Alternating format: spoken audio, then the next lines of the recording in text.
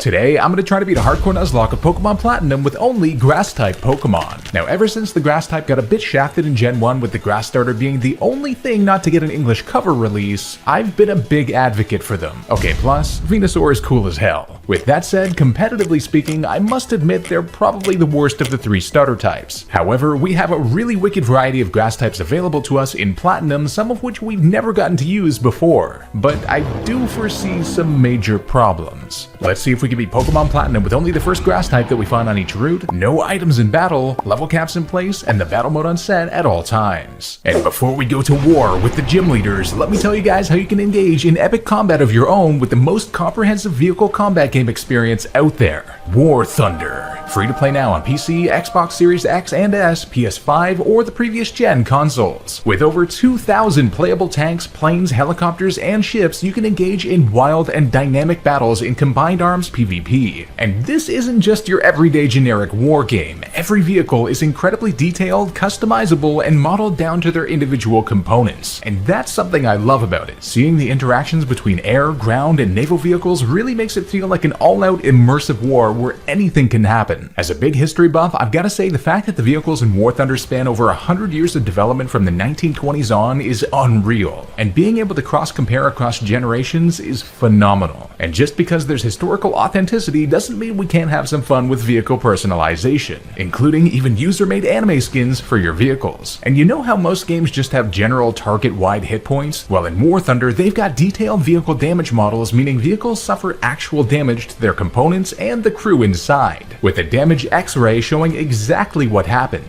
That's something I've never seen before. You can play War Thunder now for free on PC, PlayStation, or Xbox using my exclusive link below, which gets you 7 days of premium account, 100,000 Silver Lions, and a booster to speed up your progress. And for the anime fans out there, they've added 3D Dakimakuras to War Thunder for both PC and console, which can be placed anywhere on your tanks and only obtained through my link. On PC, there's also a large free bonus pack for using my link, including multiple premium vehicles, premium account, boosters, and so much more, so don't miss out.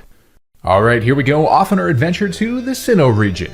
Wait a minute, it says Rowan just got back from the Kanto region, and we know that Rowan taught Professor Oak, so does that mean... Yup, confirmed. Rowan is Oak's daddy. I am your father.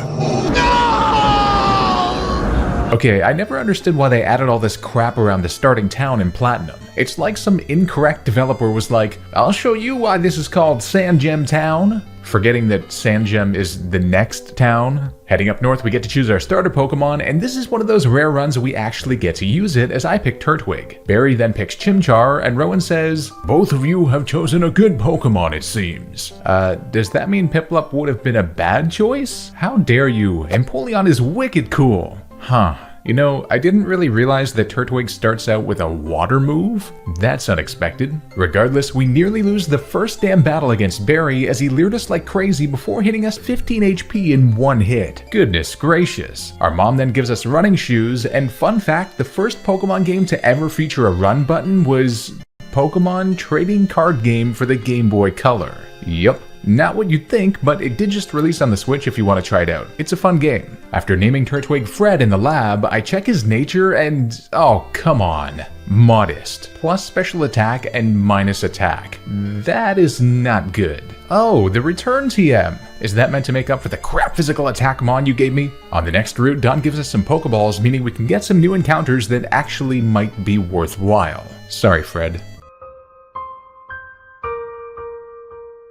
Reaching Jubilife, we run into Looker, who gives us the VS Seeker? Huh. As a new generation Pokemon player, I'd have no idea what that is. Now our next encounter comes up north on Route 204, where we can find a beautiful Badoo. I name it Mowgli, and he has an adamant nature, plus attack and minus special attack. Are you kidding me? I literally joked to myself when we find it, watch, this thing will be adamant or something. Whoops. Before Orberg, we have another battle with Barry, and a Starly and Chimchar combo is a grass trainer's worst nightmare. I honestly didn't think there was much of a chance we could beat him, but one thing going for us is neither of them have super effective stab moves, so I could power up Mowgli's special attack with growth repeatedly, knowing that this tends to trigger the early AI into using stat moves themselves. And it works as he repeatedly goes for Growl, which doesn't matter for us. I can then unleash with Absorb, which despite being resisted does about a third and restores restores some of our health. He then only hits us once more before we KO'd him. In comes Chimchar next, and again the stat change plan worked as he used Leer, but Absorb does very little even with max special attack. Knowing if we got crit, we are toast, I switch into Fred as he goes for Leer again. We eventually got him to the red before Scratch did 10 HP damage, then we could knock him down on the final turn. Well, I was not expecting a victory there, but I'll definitely take it. With that, we've arrived in Orberg City, the location of the first gym. And I have a bone to pick with some commenters here. I keep getting comments on my Platinum runs saying, "How'd you get a Pokemon in a Dusk Ball before the first gym leader, you hacker?" Well, watch this. In this building, this girl just gives you one. Okay? Problem solved. Whoa, what's going on here? This is called a slag heap. It's the waste from sorting coal. Oh, Santa's gonna have a heyday with this. Now, it may look like I'm a madman running around Orberg, but there's a purpose for this. It increases Mowgli's friendship, meaning before the gym we can evolve him into a gorgeous Roselia. With that, I'm feeling quite ready to take on the first gym where Gym Leader Roark awaits us. I was able to train against Badu for special attack EVs, and we learned Mega Drain at level 13 too. Now, this is one of those scenarios in which the first gym leader is either near impossible, let's say if you had fire or electric types, or supremely easy, such as our case. I used Growth to power up our attack, then 4 times super effective, same type attack bonus or stab Mega Drain devastated his Geodude and his Onix. Then his Cranidos comes out and he says, "Think you can take down the next Pokemon like you did earlier?" Yes. We outspeed his Cranidos for another one-hit KO and the victory. Definitely one of our easiest ever gym battles. Grabbing the Rock Tomb TM in the Ravaged Path is giving me some ideas, but we can get an even better TM up ahead, Bullet Seed. Finally, it's useful with a team like this. Up north is Floaroma Town, quite an exciting place for us for once, as not only can we grab some Oran Berries, but there's an even more critical resource that we're going to be getting soon. But first, we have to battle Galactic Grunts, who have things like Stunky and Zubat. Utterly terrifying for our team, and Fred got brought low through poison, but fortunately Mowgli being part poison himself allowed us to survive, especially with the help of Leech Seed, which proved crucial against Zubat too. Those victories grant us something we desperately need: honey from the Honey Man. Imagine being called the Honey Man. You know what? I'm changing my channel name. That's it. I'm doing it. It's time to slather all the trees we can find and wait for a good 6 hours. With some EV training under his belt and waiting until he got the curse move, Fred evolves into a much bulkier Grottle, which is quite exciting and probably very necessary. Why, you might ask? Well, in the Valley Windworks, we've got to take on Commander Mars. Always a scary battle. She leaves with a Zubat, and I get Mowgli out there, who now has Stun Spore to paralyze it and can't get Toxic, unlike Fred. Combined with Leech Seed, this gives us enough room to power up with Growth for more Mega Drain power and recovery too, and we're able to take her down with good health, although it was a long process. In comes an even bigger threat though, Perugly. Fake Out instantly flinches us to half, but yes, exactly as I was hoping, our Poison Point ability activated. Not wanting to get crit here and knowing we get outsped, I switch into Fred, who tanks 2 Scratch as well, then we nail it with Razor Leaf before its berry activates. Fred is ultimately too much of a tank though, as another Razor Leaf combined with poison damage just edges her out with us below half. Not a bad matchup in the end. Moving through Route 205, I was exceptionally careful, as I know some trainers have Ponyta, which I kid you not would end our run at this point. We quickly arrive in Eterna Forest, which, with the help and annoyance of Cheryl, was relatively uneventful. That is, until we had to battle a bug and flying type Beautifly, our worst nightmare, which left Fred paralyzed and on a sliver of health before Cheryl's Chansey took it out. Damn, that was close. Ah, damn it, Cheryl. That would have been real helpful before I just did a friendship evolution. Anyway, we arrive in Eterna City next, honey treeing all the way where the next gym is. And after having tons of difficulty with even the first trainer in here, as you can see by my party, I leave feeling quite dejected. Grottle has no ground type yet, so he's weak to poison, and Roselia can just not hope to compete with Gardenia's Roserade, so are we done for? Picking up the game the next day, our savior has arrived, as the honey trees are activated and we find a Burmy, and more importantly, it's female. Yes, exactly what we needed, as I name her Icky, who has a mild plus special attack and minus defense nature. She's only bug type right now, but the females evolve into a part grass type in the right environment. Not only that, but our Floaroma Meadow Honey Tree also comes in clutch, as the last one I could check, granting us a Cherubi which I named Balu and who has a timid plus speed and minus attack nature. Our nature luck has been somewhat redeemed. Giving Icky the XP share, she eventually evolves into a Wormadam Plant Cloak form in the grass at level 20. Now we're talking. Being part bug still, Icky's able to rampage through the rest of the trainers with relative ease thanks to Bug Bite. It's time for the second gym leader though, Gardenia, quite a big threat. Okay, her intro dialogue when she says, "When I first saw you," reminds me a lot of Supreme Leader Snoke. When I found you, I saw raw, untamed power. Straight up, this is a dangerous battle. But I was hoping for one thing, and we get it. As slow as we are, we still outspeed her Turtwig and can one-hit KO it with Bug Bite, which was a crit but should have KO'd anyway. That prevents her from using Reflect, which straight up would have ended us. In comes the big threat though, Roserade. It misses Stun Spore even though I had a Cherry Berry on anyway, and then we land a Bug Bite, which also consumes her Citrus Berry. The perfect counter. Poison Sting does not much on Icky with her great bulk, and then 2 more Bug Bites do the job. Unreal. Icky is a savior. Her final Pokemon is a Cherrim, but at this point, it's too late as Icky demolishes it with 2 stab super effective Bug Bites to earn us the victory and the second badge. There will be tales told about this day for millennia. Icky, the legend, making the impossible look easy. And we learn Confusion too, which should help against future poison types. If only we could have gotten that before the gym battle. Sneaking around in a hidden area only accessible by using Cut, we can grab the Silver Powder to boost bug moves, and then also find the Thief TM to get type boosting items near the Galactic building. Speaking of which, one of the greatest threats of all awaits us at the top, Commander Jupiter. I spent forever theory crafting for this one, and as always, there's no safe play with a high crit ratio Night Slash on a poison type Skuntank, and a Zubat too. Let's hope my plan has even the slightest chance of succeeding. Against Zubat, I lead with Fred, and Stab super effective Wing Attack smashes us for a third off the bat, then we land a Bite for half. Our Quick Claw then activates and I was like, yes! But she survives on a sliver before we get brought down below half. Damn it, we didn't even get the flinch either. I'm forced to switch, so I bring out Mowgli, who gets ravaged below half with Wing Attack, but our Oranberry helps, meaning we can outspeed and take that damn thing down with Magical Leaf. Then, in it comes Skuntank, our team's worst nightmare. I cannot risk a crit here, so I switch into Icky, knowing she'd need 2 crits in a row to take us down, but she doesn't get one. She then went for Poison Gas, which she missed, and then Bug Bite does a third on her and eats her Citrus Berry. Amazing as we get tons of recovery, then another Night Slash brings us near half before Bug Bite smashes her to the red. It all depends if she gets a crit here, and she doesn't as Icky tanks it on 14 HP in the red before our own berry, not hers, and a final Bug Bite does the trick. Holy, I can't believe we survived that, never mind went deathless. Icky is a monster. Their logic baffles me still. It's like they're from space. I see what you did there, sir. Oh my goodness, hi. Oh, you want me to take your egg? Yeah, sure, I'll do whatever you want, Cynthia.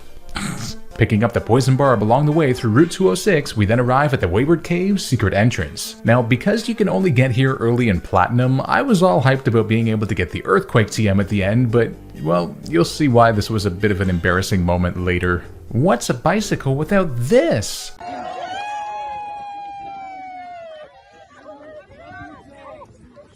Oh man, that item behind all those Rock Smash rocks, it's gotta be something epic.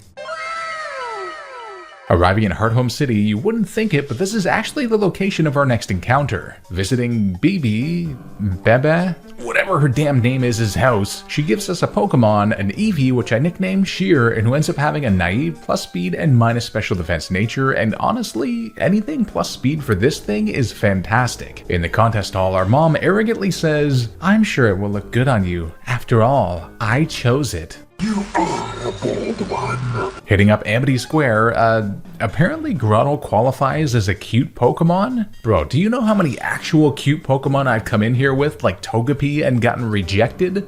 Okay, well, I guess he is. Before the next gym, we get a decent power-up as good old Baloo evolves into a Cherrim, and I can honestly say I'm not sure if I've ever used one of these. Now, unfortunately, Eevee learns no attacking moves that can affect ghost types, but I wanted to wait for a level-up move that we can't get him if we evolve him too soon. With that said, Fred performs amazing against the trainers in the Hearthome gym with Bite, but he definitely won't be enough for the gym leader, Fantina, whose team is utterly terrifying for us. With my best plan in place, let's give this a shot. She leads with a Duskull, and I get Mowgli out there. I paralyze her right away, and then she stays paralyzed. I get the Leech Seed off, and then she lands the burn, but I had attached a Rostberry which heals us. I now switch into Baloo, and she went for Future Sight in the meantime. I start loading up on growth here as she burns us, and with the help of Leech Seed and her paralysis, I can get 5 of them off, but I'm starting to be brought too low, which I was not expecting, but we had terrible paralysis luck. She kept making it through. No matter what, I have to execute my plan here as I use Sunny Day. This changes Baloo's form, increasing her special defense in the process, but she gets a Future Sight off before I can take her down with Magical Leaf after she potions, not wanting to lock ourselves into confusion with Petal Dance. In comes Haunter next though, and with my Speed EV training and our plus speed nature, I need to land a high power Petal Dance to take it out in one hit, which my calc said should be barely possible. Amazing. But then we're locked into Petal Dance and the burn hurts us to just 9 HP in the red, then Future Sight hits too. But we survive on just 2 HP and then can use it again for the outspeed and KO on Miss Magius too. Unbelievable. And because it's the end of the battle, we don't take any burn damage, meaning Baloo survives. I can't believe that just happened. 3 badges. After an excruciatingly long walk back to the Eterna Forest, we can hit up the Mossy Rock in here to level up Eevee nearby and evolve him into a monster Leafeon. Can't wait to use this thing, not often given the opportunity to. While we're here, I also hit up the old chateau to pick up the Dread Plate to boost dark moves and the substitute TM, which often comes in handy. Before leaving Hearthome, we have another battle with Barry, and at this point I realize just how challenging his team is going to be for us. You see, he leads with an Intimidate Staravia with stab super effective moves on our entire team. I lead with Baloo though to take the Intimidate and then switch into Sheer as he went for double team. My plan? Well, I had trained him up in attack and friendship with the Soothe Bell and taught him the Return TM, which is 102 power at max friendship, and Leafeon has a base 110 attack, and since we avoided Intimidate through the switch, we can immediately one-hit KO that thing. In comes Monferno next, and I'm not too worried as we have a base 130 defense and a plus speed nature, and Return doesn't quite KO, but he just went for Leer, so another KOs, and then Roselia gets smashed by one, and Buizel never had a chance, only landing a priority Aqua Jet before it goes down. Okay, that works. A close double battle nearly causes us to lose Fred again, but that grants us access to Veilstone City where the next gym is. And also the Game Corner, where there are a ton of awesome prizes that we could make use of, but it takes quite the grind. Before that though, I head down to Route 214, which is accessible at this point, that way we can finally get some citrus berries, and also the Dig TM in the Ruin Maniac Cave, which I have a feeling will come in handy very shortly. Picking up some TMs in the department store, I realize we can get Solar Beam even, amazing in the sun. Tackling the trainers in the Veilstone gym, Icky performs really well in here with Confusion, and even learns Psybeam along the way for further power. While training up, we have a wicked evolution right at the level cap as Fred evolves into a monster Torterra, and learns Earthquake right at level up too.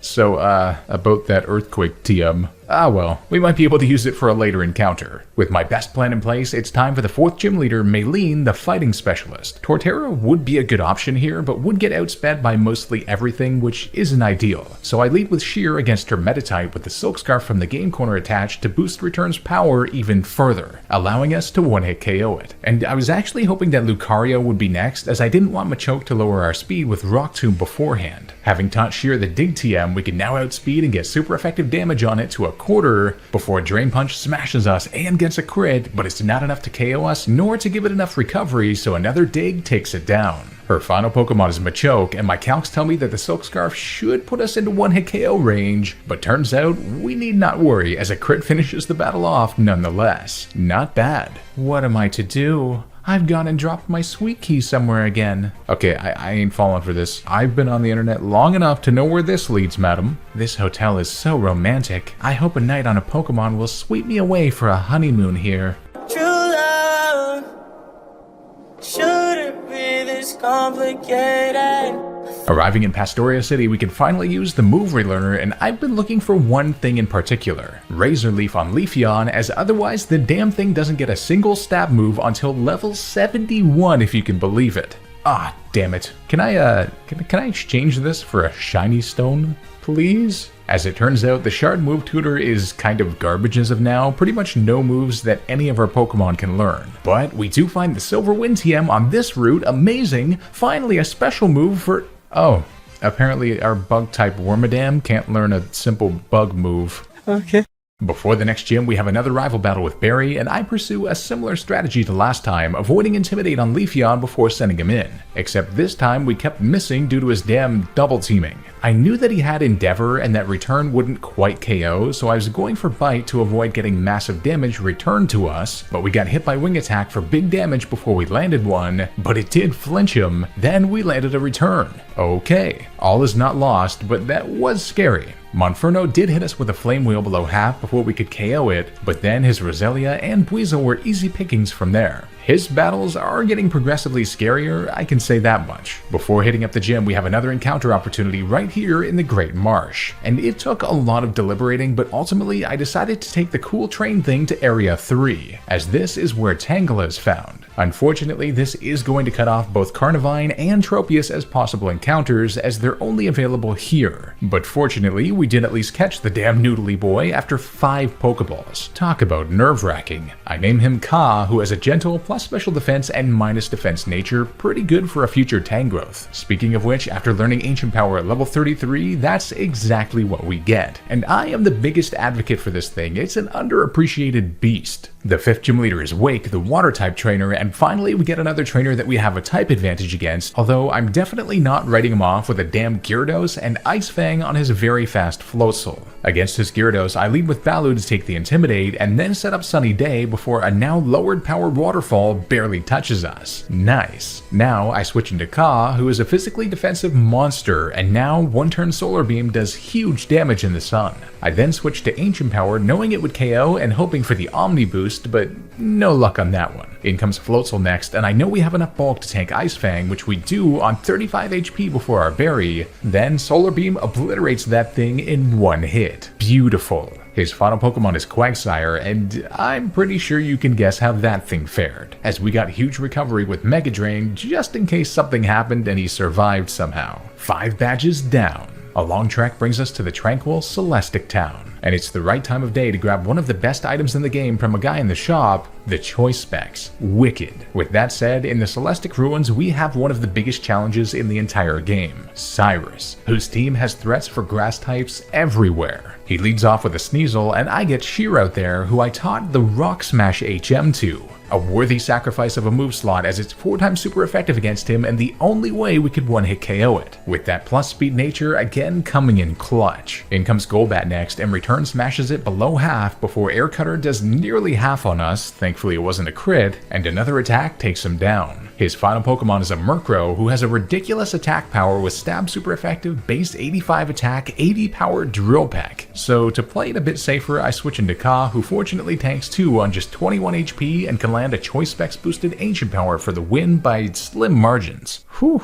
With the Surf HM now in hand, we next arrive in Candice City, where Barry awaits us on the bridge, this time with an immensely powered up team that is just getting ridiculous for grass types. I mean, flying, bug, poison, and a fire type on one team, all fully evolved? You've gotta be kidding me. Against his now fully evolved Staraptor, I get Ka out there, now being able to respond with a Choice Specs Ancient Power since it's unaffected by Intimidate, and take it down in one hit. Then, in comes Heracross. Aerial Ace does decent damage on us, and I just need to hurt this thing, so I stay in and hit it with a couple Ancient Powers, but not before getting crit down to the red on just 25 HP. Goodness me. I switch into Sheer here as we get hit for a quarter, then can outspeed and land a Return to get rid of that threat. But not before another threat comes out, Infernape, and I go for the dig out speed, but it barely doesn't KO in the red before Flame Wheel, then smashes us to just 14 HP in the red. Holy. But then, just as my air conditioning repair dude was yelling for me, that was a $4,000 process by the way, just had to get that off my chest, I forgot that he has priority Mach Punch. But I kid you not, we survived on just 1 singular HP before level up and smashed that thing to the ground. Holy. Playing it safe, I then get Sheer the hell out of there and have Icky deal with Roserade with some super effective Psybeams, then Floatzel with a couple Razor Leafs, showing off her defensive prowess along the way. Okay, that was way too close for comfort. Why does his team have to be bonkers against grass types? I'm offended. Making our way to Iron Island, we then have a couple great pickups we can get in here, including the Iron Tail TM that I think might come in handy later, and also, all the way at the end of the whole thing, we can finally get a Shiny Stone. Oh, and a Metal Coat too. Using the shiny stone, we can finally evolve Mowgli into a gorgeous Roserade who I think might be a phenomenal power-up. Hitting up the Candice gym, we finally get to test out our fully evolved starter, Fred, who goes on an absolute rampage throughout the gym with stab super effective 100 power Earthquake. I mean, Steelix are of course hugely physically defensive, so even 2-hit KOing them is impressive. But along the way, I realized there's a threat in here that might be straight up impossible for even our entire team to deal with. A Scizor. Think about it, quad resist grass is level 40 and has 130 base attack with a stab super effective 80 power move in X Scissor. What the hell are we supposed to do here? After like an hour of theory crafting, I think I might have the answer. Natural Gift, which I taught to Leafeon and gave him a Cherry Berry. This turns Natural Gift into a fire type move, 4 times super effective, but it's still not enough, as Scizor survives on a sliver and then slams us with X Scissor, and Sheer comes in with the clutch survival again on just 5 HP. Man oh man. From there, we can fortunately outspeed with Dig to take down the biggest threat thus far. Holy, thank God for Natural Gift, man. The 6th gym leader is Roark's father, Byron, and he ain't too happy about how we swept his son. But I mean, I can't imagine he'll fare too much better. He leads with a Magneton, and the only threat I was predicting here was a burn from Tri-Attack, so I had a Rostberry on, just in case, but he went for Flash Cannon anyway before 4 times damaged Earthquake obliterated him. His Steelix does have Ice Fang unfortunately, so I'm forced to switch into Ka to tank it, then started charging up for Solar Beam as he got the Sandstorm up. Surprisingly, Choice Specs boosted Solar Beam didn't quite KO, but we then tanked Flash Cannon and the Storm. Being locked into Solar Beam means I now have to switch, so I get Mowgli out there to finish him off with a Giga Drain. His final Pokemon is Bastiodon, so I get Fred back out there, and unfortunately he did go for Iron Defense, so it was quite a lengthy struggle taking him down, but eventually Fred got the job done, taking little damage along the way. At the library, Barry says, "What are you saying? I didn't get a Pokedex." "And who was it that bolted from the lab before I had a chance to give you a Pokedex?"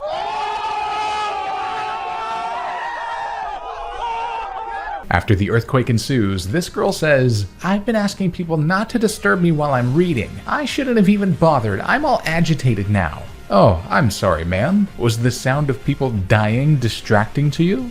At the Valor Cabin, we have to face Commander Saturn for the first time, and against his Golbat, I led with Ka, who gets Toxic before landing a Choice Specs Ancient Power, which barely doesn't KO on a sliver. Air Cutter then hits us hard before we land another for the KO. Then in comes Toxicroak. Quite a big challenge for our team, but thankfully Fred is bulky enough to take a Poison Jab, even though it was a critical hit, and respawn with the 4 times damage Earthquake to knock him out. His final Pokemon is Bronzor, tough with Levitate and all, but a back and forth with it using Bite eventually earns us the W. Lake Verity has another commander challenge for us though, in the form of Mars. But this time, Ka has a better go of things, avoiding Supersonic and landing a crit to actually get the Golbat 1-hit KO this time. In comes Bronzor next, and man oh man, these things are a struggle to deal with, but Baloo gets it done over time with the help of Growth powering up her special attack. Her final Pokemon is Purugly, and Ka is a great answer with his giant bulk, paralyzing it with Stun Spore, and then switching to Fred for the Earthquake KO after 2 hits. Probably the strongest attack on our whole team. Our journey through Mount Coronet nets us the soft sand to boost ground-type moves further, and we make it to the other side where the hellish roots of 216 and 217 await. It's hard enough to get through this place on its own, but ice types everywhere are especially challenging for our team.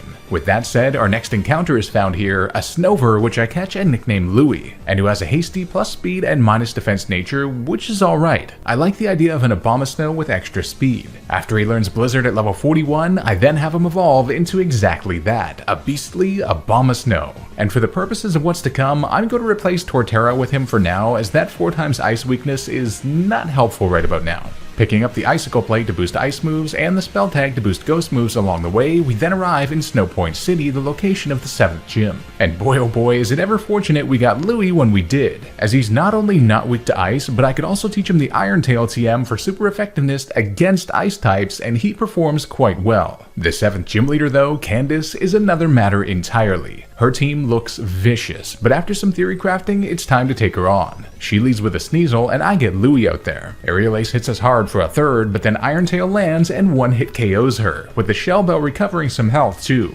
In comes Piloswine next, and here we can obliterate it with a stab 120 power super effective Wood Hammer, with the Shell Bell helping with the recoil a bit too. Too good. Then in comes her own Abomasnow, a huge threat normally, but with Iron Tail we can take her to a third immediately. Then she somehow lands a Focus Blast, I've never done that, and it smashes us to just 8 HP. Whoa, that was a way closer range than I thought. We can then land a 100% accuracy Blizzard and Hail to KO though, as switching anything else in on a random move would be way too risky. Her final Pokemon is then her ace, Frostlass, with Snowcloak activated from Hail, lowering our accuracy. Here I switch in Icky, hoping for the random move, but nope, she lands a damn Blizzard of all things, instantly taking us to the red after Hail. Not good. I could hope for another random move here since we're in the red, but if it's Blizzard again, we are doomed, as nothing on our team can outspeed after getting hit. So I realized what had to be done here as I let Icky go,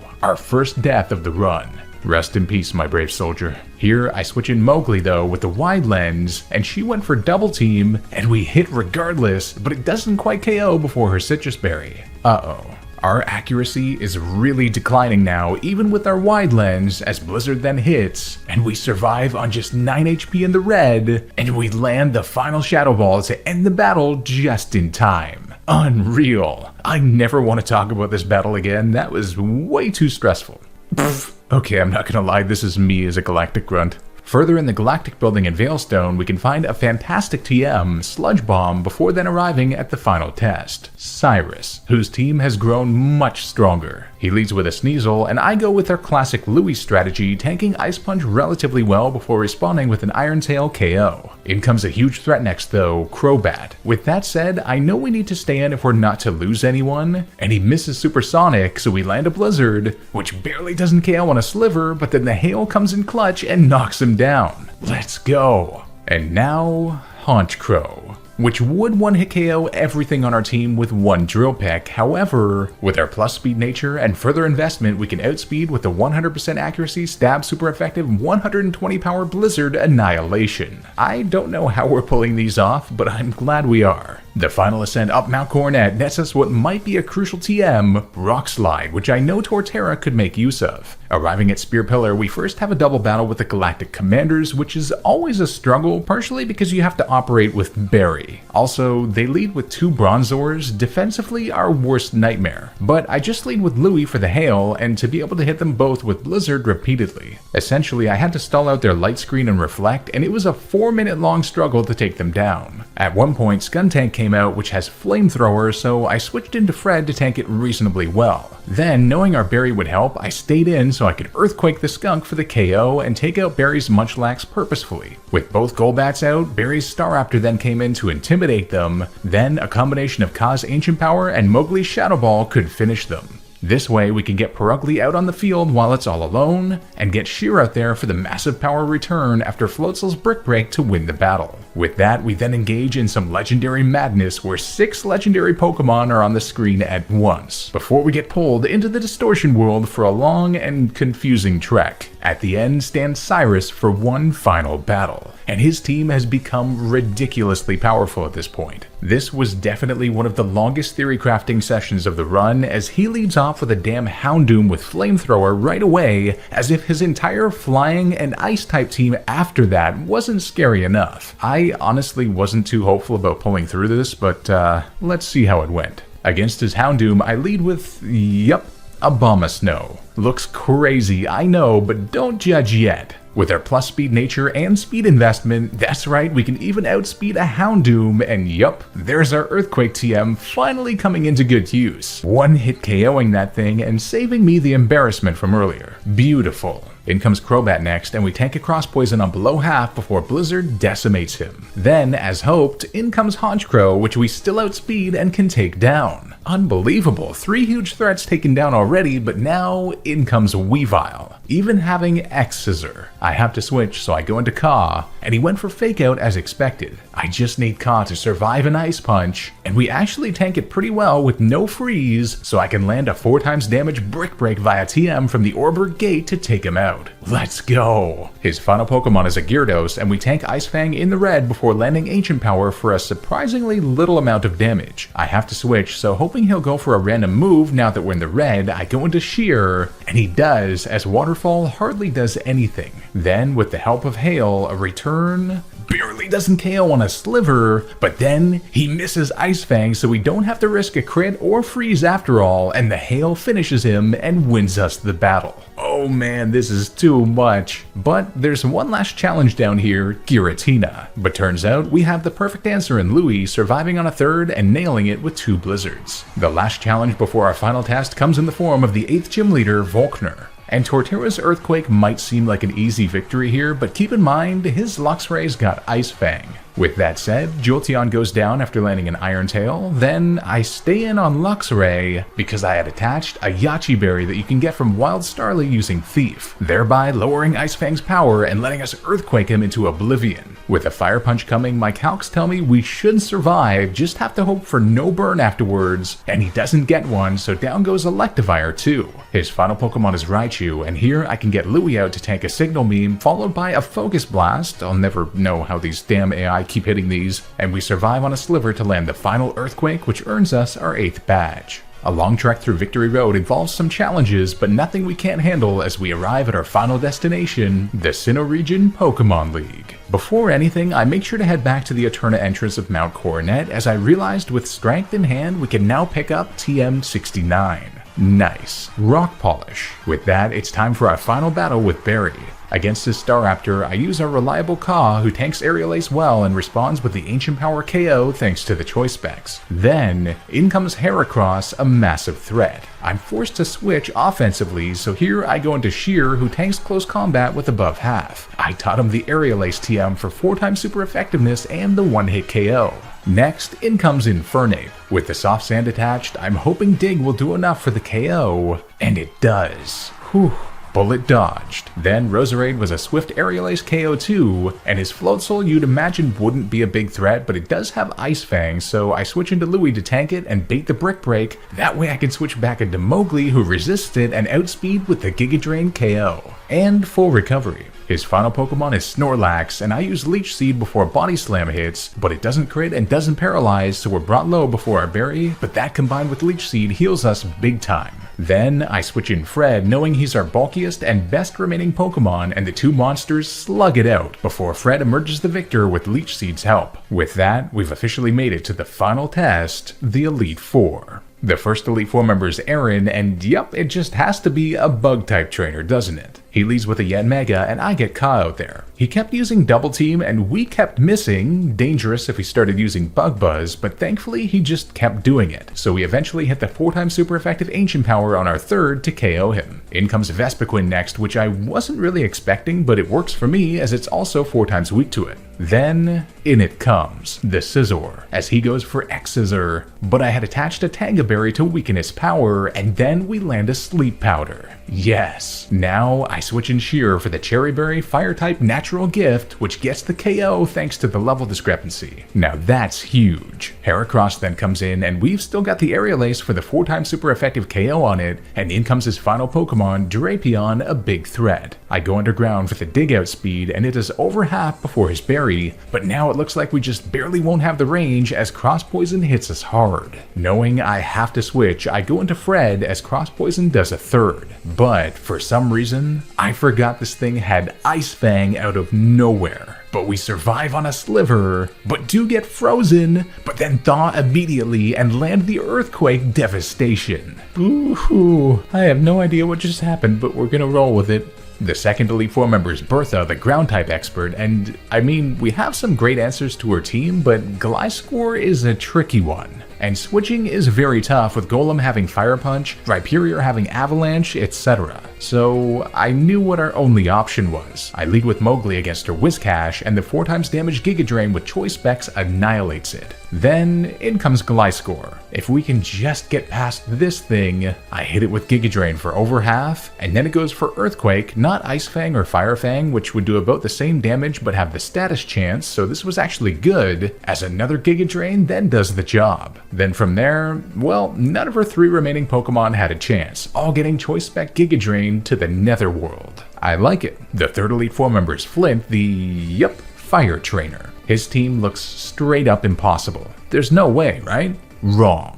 He leads with a Houndoom, and I lead with Fred. Remember that rock polish TM? Yup. I attached an Occaberry to weaken Flamethrower's power. We just need to not get burned here. And we don't, so we could use rock polish and now outspeed and one-hit KO every single one of his Pokemon with Stab super effective 100 power Earthquake.